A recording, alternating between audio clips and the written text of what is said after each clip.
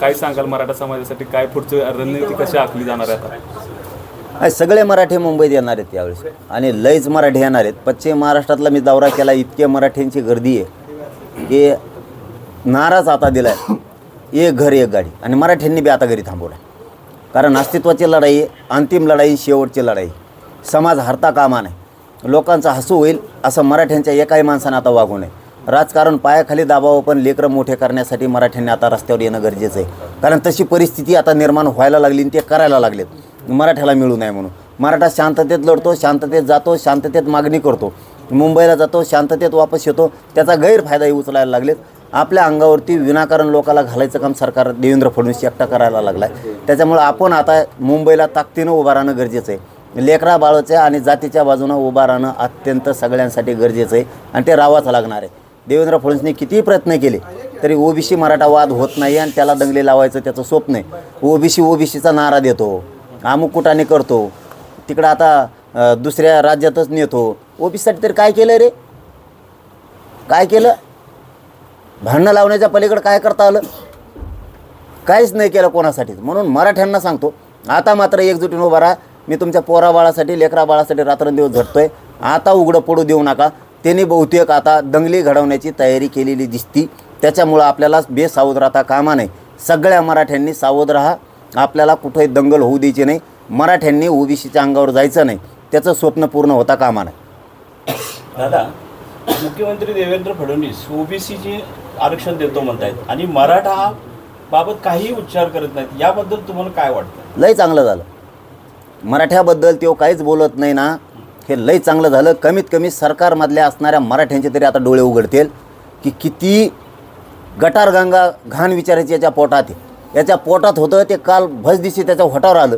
नियतीला हे मान्यच नाही म्हणून त्याच्या पोटातलं बाहेर आलं. हे खूप चांगलं झालं मराठ्यांसाठी. तो काल बोलता बोलता म्हणला, मीडियाच्या बांधवांनी मला आत्ता सांगितलं म्हणून मलाही माहीत झालं की तो बोलता बोलता म्हणला, मी ओबीसीच्या हक्कासाठी लढणार, मराठ्याच्या हक्कासाठी नाही लढणार. मग काय तुला आम्ही ठेका घेतला का दरबारी निवडून आणायला, सत्तेवर बसायला? आणि मराठ्यांचे लोक रात्रंदिवस पळाले तुमचे सरकार आणण्यासाठी. मोठं का आमच्या लेकरा बाळाचं वाटोळं करायचं सांगितलं का तुला? मराठ्यांसाठी कसं का लढत नाही? ओबीसीसाठी लढणार म्हणजे ही कुठली पद्धती? ही काय बोलण्याची भाषा झाली का? आणि कोणत्या ओबीसीसाठी लढला तू? कोणत्याच ओबीसी दिलं का धनगराला आरक्षण? दिलं? किती फसवणार यार लोकाला. धनगर मराठी वेगळे केले, दलित मुस्लिम वेगळे केले, एकाही धनगराला आरक्षण दिलं नाही. भांडणं काय होतो? याची पद्धत एकदम माणसात फूट पाडण्याची. आणि याच्यामुळं या देवेंद्र फडणवीसमुळं असं होणार आहे. आता पुऱ्या देशातल्या सरकारला, मोदी साहेबाला सुद्धा याच्यामुळं डाग लागणार आहे. 100% सगळं सरकार राज्यासह देशातल्या अडचणीत आणणार आहे. कारण आम्ही पण, तू जर असं करायला लागला तर आम्ही पण गप्प बसणार नाहीत मग. कारण तू विनाकारण आता तिकडं ओबीसीचं अधिवेशन घेतोय, बैठक घेतोय तो गोव्यात, म्हणजे तिकडं समुद्रात हिंडून आणले सगळे पैसे महाराष्ट्राचे घातले दिसत येणे आता. आणि आता त्यांचे कानं भरले आणि आता ते आमच्या अंगावर घालणार ओबीसीला. म्हणजे मराठ्यात आणि ओबीसीत दंगल लावणार. मराठ्यात ओबीसीत दंगल होणार नाही. देवेंद्र फडणवीस किती प्रयत्न कर, शेवटी आम्ही बांधावर राहतो, आम्हाला गावात राहावं लागतं. तुला सत्तेसाठी, तुला सत्तेवर यायसाठी तू फक्त एकदा मराठी हाताखाली धरतो, एकदा धनगर हाताखाली धरतो. धनगर आणि मराठी हाताखाली नाही आली की दलित मुस्लिम हाताखाली घेतो, आणि दलित मुस्लिम हाताखाली नाही आली की आता ओबीसी म्हणतो. एकदा म्हणतो मग DNA रक्त ओबीसीचं आहे, एकदा म्हणतो मग हिंदूचं रक्त आहे. तो रक्तच कोणाचं आहे कळा ना बा आम्हाला आता. आणि तू तर आता कालपासून तर आता भांडणच लावायला लागला. सॉरी, कालपासून तर तू भांडणच लावायला लागलाय. जर का दंगल झाली ओबीसी मराठा राज्यात, याला जबाबदार फक्त देवेंद्र फडणवीस असणार आहे आता. कारण त्यांनी काल कानं भरलेत. त्यांनी मराठ्याच्या अंगावर ओबीसी घालायचं ठरवलं आहे. मराठे घाबरणार नाहीत. आणि आता मराठ्यांना सांगतो, डोळे उघडा. काय खोटं बोलतो रे मी? मराठ्याच्या लेकराचं वाटोळं करायला लागला तेव्हा मग तुम्ही ओबीसीसाठी लढणार, मराठ्यासाठी कसं काय न लढणार तू? आणि हे कोणी सांगितलं तुला? का मराठी संपवायचे? तुला काय केलं मराठ्यांनी? तो सत्तेत असणाऱ्या मराठ्यांनी, भाजपमध्ये असलेल्या मराठ्यांनी शान व्हा. तुमच्या पोराला औषध पाजून मारायचं म्हणतोय, त्याचा अर्थ तोच होतोय. तुमच्या लेकरा बाळाचं आयुष्य खराब झालं पाहिजे, पोरं पोरी तुमच्या नोकऱ्याला नाही लागल्या पाहिजे. ओबीसीसाठी लढणार म्हणतोय. अरे आमचं म्हणणं काही नाही, तू लढ, पण तू दिलं काय ओबीसी सांग बरं? आणि मराठ्यासाठी का नाही लढायचं तुला? मराठ्यासाठी का नाही लढायचं? का गोरगरिबाच्या पोराबाळांचं तुला वाटोळं करायचं? मी तुमच्या लेकरासाठी लढतोय मराठ्यानो, तुमच्या पोराबाळासाठी लढतोय. वाटोळं होऊ देऊ नका. हे पोर जाहीर बोललाय आता, मी ओबीसीसाठी लढणार, मराठ्यासाठी नाही लढणार. आता जागे व्हा, नका वाटोळं करू. लेकरं सोन्यासारखे आहेत.